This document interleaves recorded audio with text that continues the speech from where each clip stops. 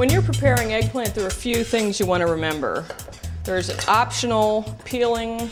It depends on what kind of preparation you're doing. So, one school of thought says peel the eggplant.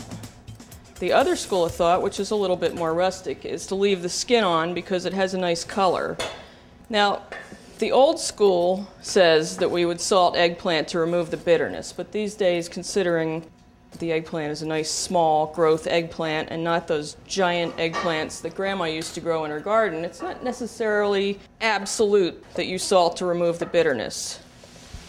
One of the reasons we do salting of eggplant is so that it collapses the cells in the eggplant. Think of it as being a sponge. If you put a sponge in water, it soaks up all the water. If you put eggplant in oil, it'll soak up all the oil. You salt it, it collapses the little chambers and inhibits oil absorption. So that's the main reason that we salt. So here's the peeled eggplant. The other school of thought is skin on, you get a little bit more color. They're both correct. It just depends on what kind of preparation you're using them in.